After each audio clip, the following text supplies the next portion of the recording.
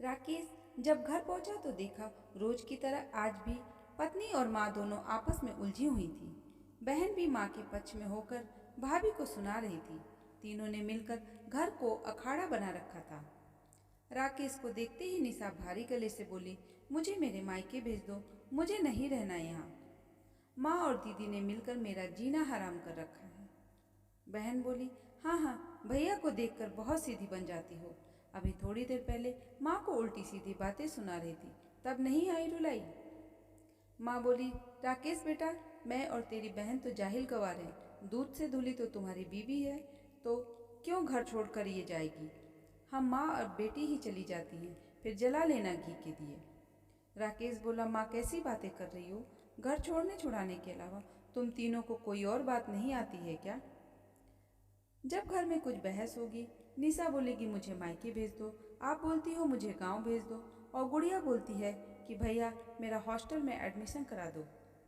माँ मुझे बचपन में आप ही सिखाती थी ना कि परेशानियों से भागना नहीं चाहिए, उसका डटकर सामना करना चाहिए और कोई सॉल्यूशन निकालना चाहिए।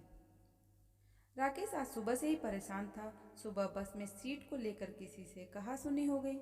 ऑफिस पहुंचा तो एक पुलिस से झगड़ा हो गया। फिर बॉस ने खामखा उसे ही दो चार बातें सुना दी। सोचा घर पहुंचने पर मन थोड़ा शांत हो जाएगा, मगर घर तो पूरा चिड़ियाघर बना हुआ था। राकेश का मन व्यथित हो गया। वह सोचने लगा, मैं इतनी मेहनत और मानसिक तनाव झेल कर कमाता हूँ, मगर ये तीन औरतें घर में शांति से नहीं रह सकती। उनकी लड़ाई भी आधारहीन होती है, बिना मुद्दे के ही आपस में उलझ जाते हैं और मुझे चिंता में डाल देते हैं। राकेश ने किसी तरह तीनों को झगड़ा शांत कराया और चुपचाप अपने कमरे में चला गया। कुछ देर बाद बच्चे को गोद में लेकर डिनर के लिए डाइनिंग टेबल पर बैठ गया। उसकी बीवी उदास मन से खाना लेकर आई और बोली, आपकी माँ और बहन से झगड़े के कारण सब्जी नहीं बना पाई। ये सुबह की बची हुई सब्जी है, यही खा लो पराठे के साथ। राकेश ने पत्नी का हाथ थामते हुए पूछा, झगड़े की वजह क्या थी।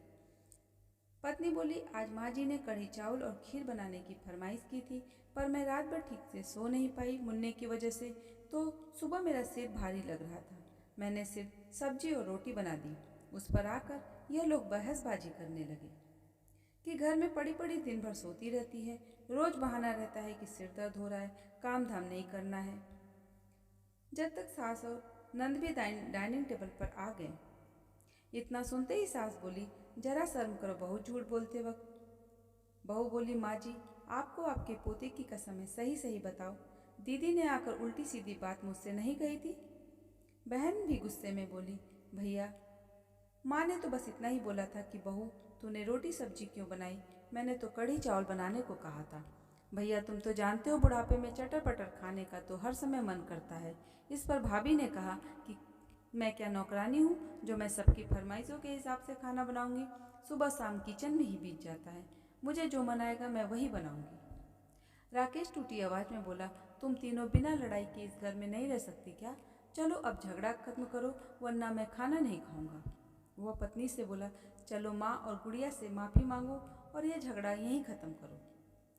बीबी तुनक कर बोली, जब मैंने कोई गलती ही नहीं की तो मैं माफ़ी क्यों मांगूं, पहले ये लोग मुझसे माफ़ी मांगे। राकेश बोला, अरे मेरी खातिर मांग लो। असल में राकेश थोड़ा थका थका सा था, उसके मुंह से गलती से निकल गया कि इसके बाद माँ और गुड़िया भी तुमसे माफ़ी मांग लेंगे। असल में वो सिर्फ गुड़िया का ही नाम लेना चाहता था। इतना सुनते ही माँ बोली, बहू तुझे शर्म नहीं आती सास से माफ़ी मंगवाते हुए, यही संस्कार दिए हैं क्या तुम्हारे माँ बाप ने। फिर खुद को कोसने लगी, बेटा भी नालायक है जो यह सुन रहा है, वरना एक लगा देता तो तेरा दिमाग ठिकाने आ जाता। राकेश उठकर खड़ा हो गया। बाहर आकर उसने चप्पल पहनी और घर से बाहर सुकून ढूंढने निकल गया। वह सुबह से भूखा था क्योंकि बॉस की डांट के कारण दिन में भी खाना नहीं खाया और शाम को यह ड्रामा। पीछे से माँ बेटी आई उसे मनाने, बेटा किधर जा रहा है, चल बैठ खाना खा। पर उस रात किसी ने खाना नहीं खाया, सब अपने अपने कमरे में सोने चले गए। राकेश भी ड्राइंग रूम में सो गया। फिर सुबह करीब 9 बजे डोरबेल बजी और एक काम वाली बाई आई।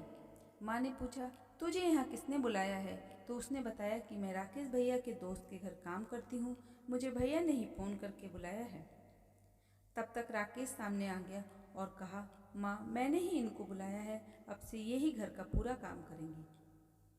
झाड़ू पोछा बर्तन के लिए तो इनकी छोटी बहन आएंगी और खाने के लिए ये आएंगी। काम वाली बाई ने कहा, साहब मैंने काम सब समझ लिया है, अब मैं कल से आऊँगी। उसके जाते ही माँ और बीबी ने राकेश की क्लास लेनी शुरू कर दी। कोई ज़्यादा कमाई तो है नहीं और उसमें से कौन कहे 2 पैसे बचाने के लिए तो तुमने काम वाली बाई को लगा दिया। राकेश ने बोला, मैं मानता हूँ कि मेरी कमाई बहुत बड़ी नहीं है, पर मैं किसी तरह से इसको अफोर्ड कर लूँगा। 5-6 हज़ार रुपये की बात है, 2 महीने बाद मेरी सैलरी में कुछ इंक्रीमेंट होने वाला है।